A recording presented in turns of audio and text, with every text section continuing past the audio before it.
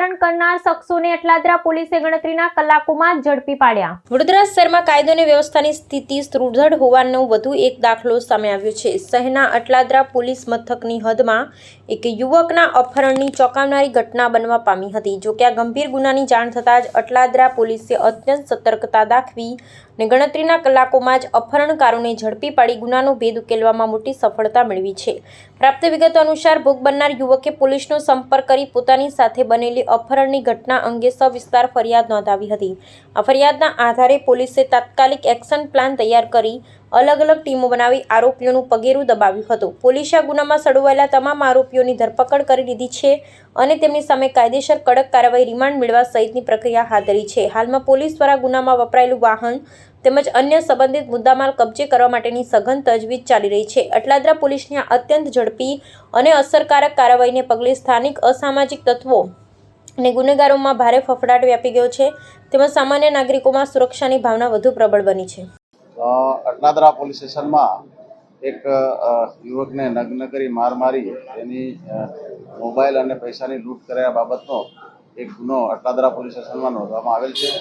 જેમાં હકીકત એવી છે કે તારીખ 7/6/2025ના રોજ ફરિયાદી નામે એતરાજસિંહ કલ્યાણસિંહ બારિયા જે ઝાયડસ હોસ્પિટલની પાસે રહે છે પાર્વતીનગરમાં, અને આ જે આરોપીઓ છે પ્રતીકસિંહ રાજપૂત, પછી અનિલ સાહાની, અક્ષય મિશ્રા, આકાશ થાપા, મનોજ યાદવ, તરુણ યાદવ અને રોહિત નામના વ્યક્તિઓએ ભેગા મળી એને એક કારમાં અપહરણ કરી લઈ જઈ અને અવાવરૂ જગ્યાએ લઈ જઈને તેને નગ્ન કરી અને એને માર મારવામાં આવે અને તેનો વિડીયો ઉતારી અને તેની પાસેથી એક મોબાઈલ તથા પાકીટમાંથી 500 દરની 20,000ની લૂંટ કરી ગુનો કરેલ છે। એ બાબતે આ જે આરોપીઓ છે એ પૈકીના 4 આરોપીઓને પોલીસે તાત્કાલિક ધરપકડ કરેલ છે અને આગળની તપાસ હાલમાં ચાલુ છે। ઘટના 1 વર્ષ પહેલા બની તો અત્યાર સુધી પોલીસ પાસે કોઈ વિગત નહોતી, શું હતું મામલો? આમાં વિગત એવી છે કે જે ફરિયાદી છે એને આ જે આરોપીઓ છે એને ધમકી આપી કે તું પોલીસને જાણ કરીશ કે તારા ઘરે જાણ કરીશ તો તને જાનથી મારી નાખીશ। એ બીકમાં એ જે તે વખતે ફરિયાદીએ કોઈ ફરિયાદ આપેલી નહીં કે એના ઘરે પણ જાણ કરેલી, પણ એના મિત્રને ખબર પડતા એના મિત્ર એના ઘરે જાણ કરતા એ ત્યારબાદ પછી અહીંયા પોલીસ સ્ટેશન ફરિયાદ આપે। હા, આરોપીઓનો ગુનાહિત ઇતિહાસ છે। આરોપીઓ છે જે આ પ્રતીક રાજપૂત છે એના વિરુદ્ધમાં અટલાદરા પોલીસ સ્ટેશનનો ગુનો નોંધાયેલ છે। અગાઉ એવું જાણવા મળેલ છે કે એના વિરુદ્ધમાં ગોત્રી પોલીસ સ્ટેશનમાં એક મર્ડરનો ગુનો નોંધાયેલ છે। ત્યારબાદ આ આરોપી તરુણ છે, તરુણ યાદવ, એની વિરુદ્ધ પણ 3 ગુના નોંધાયેલ છે। માંજલપુરમાં 2 ગુના છે, એક અટલાદરા પોલીસ સ્ટેશનમાં છે। પછી ત્રીજો આરોપી છે આકાશ થાપા, એની વિરુદ્ધમાં કુલ 6 ગુના અટલાદરા અને જેપી રોડ ને માંજલપુર પોલીસ સ્ટેશનમાં નોંધાયેલ છે।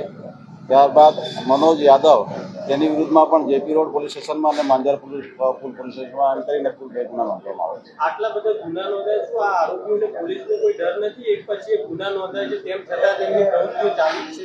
આરોપીઓ વિરુદ્ધ અહીંયા ધરપકડ કરવામાં આવે છે, તાત્કાલિક એની વિરુદ્ધ કડકમાં કડક કાર્યવાહી કરવાની તજવીજ ચાલુ છે।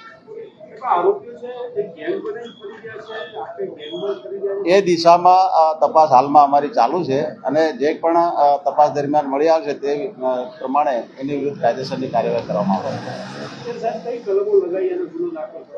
અત્યારે લૂંટની કલમ અને અપહરણની કલમ અને રાયોટિંગની કલમ લગાડવામાં આવે છે।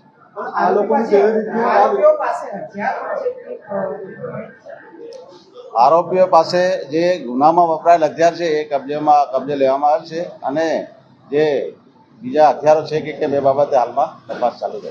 આ લોકો પર એટલા ગુનાઓ છે, ગુનાહિત ઇતિહાસ ધરાવે છે, આ લોકો માથાવાળા શખ્સો છે, ગુના નોંધાયેલા છે અને પોલીસે કાયદેસરની કાર્યવાહી પણ કરેલ છે અને હાલમાં પણ જે ગુનો દાખલ કરી એને સખતમાં સખત કાર્યવાહી કરવાની તજવીજ ચાલુ છે। વિસ્તારની અંદર લોકોની આ પણ માંગ છે, જ્યારે આ લોકો વિસ્તારની અંદર ફરે છે તો પણ આખો ટોળો જે આખો જો તમે ગુનાહિત ઇતિહાસવાળા લોકોએ નામ લીધું, આ લોકો ટોળામાં જ ફરે છે, એ તો એક ખોફ પેદા કરવાની કોશિશ થઈ વિસ્તારની અંદર।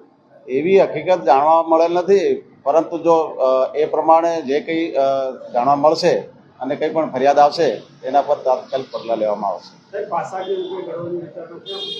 હા, ગુનાહિત જે છે એનો ઇતિહાસ એ જોતા આગળની જે અટકાયતી પગલાં જે પ્રમાણે થતા હશે એ પ્રમાણે કાયદેસરની કાર્યવાહી કરવામાં આવશે. આ પોલીસની જે કાર્યવાહી છે અસરકારક એમની વિરુદ્ધમાં અટકાયતી પગલાં લેવાની જે કાર્યવાહી છે એ પણ કરવામાં આવે છે. અવારનવાર ચેકિંગ પણ કરવામાં આવે છે અને પોલીસ દ્વારા આવા તત્વોને શોધી કાઢી અને તે વિરુદ્ધ કાયદાની જે જોગવાઈ છે એ પ્રમાણે અસરકારક કાર્યવાહી કરવામાં આવે છે.